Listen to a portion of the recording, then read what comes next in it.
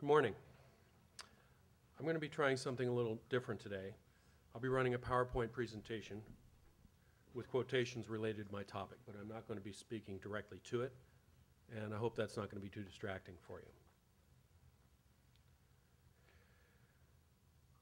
We hold these truths to be self-evident, that all men are created equal, that they are endowed by their Creator with certain inalienable rights, that among these are life, liberty, and the pursuit of happiness. I believe in the value and the power of the individual, that we as human beings have a right to live freely and pursue that which motivates us, not because some man or government says so, but because these are natural, God-given rights.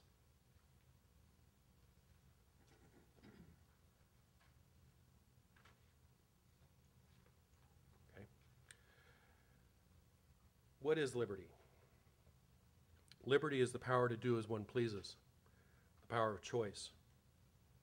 It is the quality or state of being free and able to decide. Napoleon Bonaparte said, "Nothing is more difficult and therefore more precious than being able to decide." There are a number of ways in which our liberty can be limited. We accept the loss of liberty for compelling public benefit. But what is the standard, and who gets to decide? Is it moral? It depends. Restricting your freedom to prevent you from drunk driving? Certainly. Restricting your freedom to prevent you from reading about certain ideas?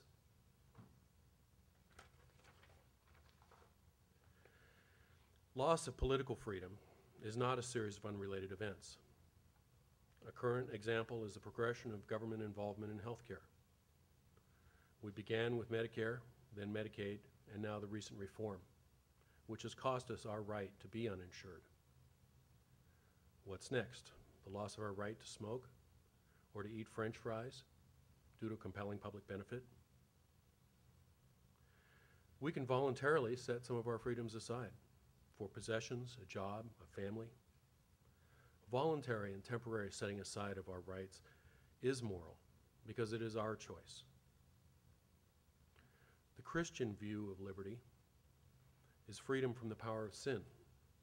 Galatians 5:1 says, "Stand fast, therefore, in the liberty by which Christ has made us free, and do not be entangled again in a yoke of bondage." Galatians 5:13, "For you, brethren, have been called to liberty. Only do not use liberty as an opportunity for the flesh, but through love serve one another." 1 Peter 2:16, yet not using liberty as a cloak for vice, but as bondservants of God. We are given the gift of liberty from God, and we are free to choose how we will use it, but our choices have consequences. How does collectivism square with the concept of individual rights and liberties? While the acceptance of the absence of liberty, what Geert Hofstede would refer to as power distance, is greater in some societies, I believe that the desire for freedom resides in every human heart. Peter Dorfman et al., in their article on leadership processes, said, "Japanese managers typically outline general objectives, make vague group assignments, and generally let subordinates use their own approaches to achieve overall objectives. The phrase, 'omakase, I trust you can do it,' reflects this approach. Although only medium on collectivism, Asian scholars describe the Japanese as placing strong emphasis on group harmony and collective, not individual responsibility. This demonstrates that the power of individual choice, even when the culture has a collective orientation." Liberty is directly related to our prosperity and is a source of our well-being. There's a lot of talk right now about creating jobs. I wonder how many of those jobs will be created by government, and how many will be created by individuals who are unencumbered by government. Freedom to fail is necessary for growth. Those of us that are finishing the MBA program may remember the frustration we felt at the lack of guidance the first time Jim Steele turned us loose to do a group discussion project. We did the best we could, and we learned from the experience.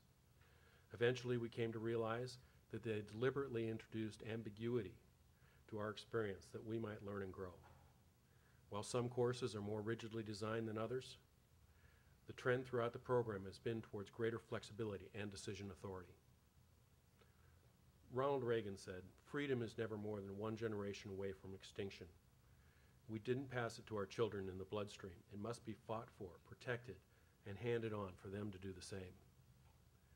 Liberty is a gift from the previous generations.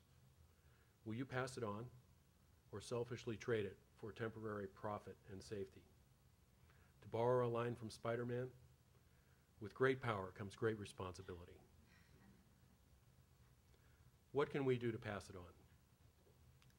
on? We can stay informed and vote for elected officials that believe the governed are more important than the state. Like our choice of how we use our Christian liberty, elections have consequences. We can be an active voice for liberty to our leaders. We can resist the allure of being offered benefits and promises of security in exchange for our autonomy. Alexander Hamilton said, "In the general course of human nature, a power over a man's sustenance amounts to a power over his will," end quote. The modern tool of centralized control is excessive taxation. Loss of political freedom is a process and not a series of unrelated events. Stand against any loss of liberty with no compromise, even if it does not affect you directly. We can promote or support people within our organizations who believe that the individual is the true power. People who will give the power to choose to subordinates whenever they can and thereby lead them to grow. We can model the behavior we wish to see and in so doing bless others.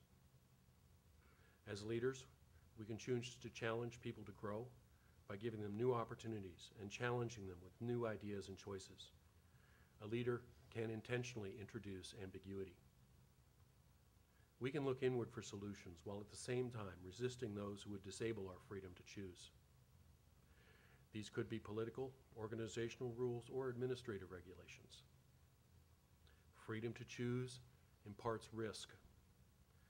Some people and professions we will encounter within our organizations are more or less accepting of risk. The risk-averse and the visionary entrepreneurial perspectives can be opposing forces.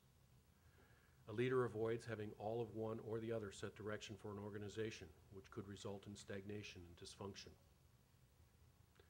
We can continue our personal growth, acknowledging in humility our failures, and that there is still much we have to learn. Most importantly, we must take action to improve ourselves. So to wrap up, we can endeavor to understand the meaning of events. We can model the behaviors that promote growth, and we can preserve what we have, and thereby pay the gift of liberty forward. Thank you for your attention.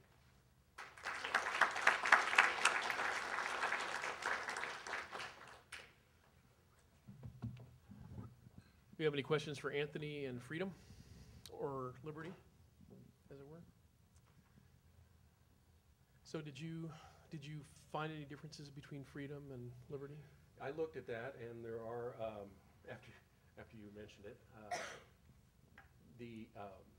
there is some, freedom is a synonym for liberty. There are some connotations of liberty as being a dispensation for, sailors getting liberty, that kind of thing. But the meaning is generally the same, Okay. at least as I mean it. Okay, good. Well, thank you very much, Anthony. That was great.